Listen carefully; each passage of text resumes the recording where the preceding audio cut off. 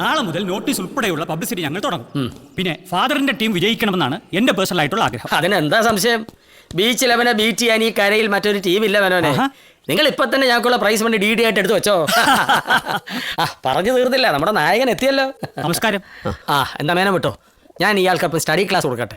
നാളെ മുതൽ പ്രാക്ടീസ് തുടങ്ങാനുള്ളല്ലേ? ശരി എന്നാ അങ്ങനെ ആവട്ടെ. കാണാം. എടാവേ, ജനുവരി 30-ാം തീയതി അവർ മാച്ച് വെച്ചേക്കുന്നത്. നമുക്കെതിരെ അവർ കണ്ടുപിടിച്ച ടീം ഏതാണെന്നറിയാവോ? 7 സ്റ്റാർ മാറ്റക്കരയിലെ ഊത്ത പിള്ളേരാ. എങ്ങനെയുണ്ട് കാര്യങ്ങൾ?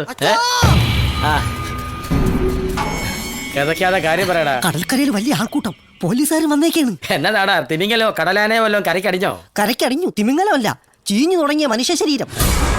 MLA സാറിന്റെ അനന്തരവൻ ജസ്റ്റിന്റെ ബോഡി.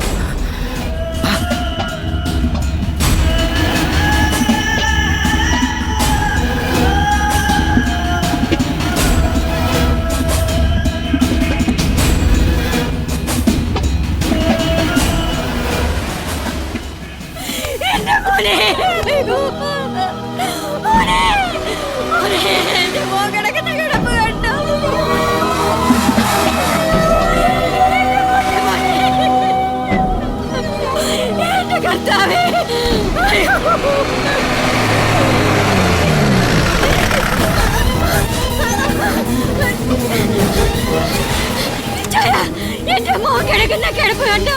ആരാ ഈ പാതക അവരോട് ചെയ്തതെന്ന് ചോദിക്കാത്തത് എന്താ?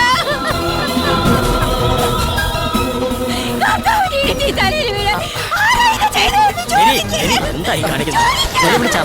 വീഴണ്ട. എന്തായി കാണിക്കുന്നത്? ഒന്ന് പിടിച്ചേ, വീട്ടിൽ കൊണ്ടുപോവാ.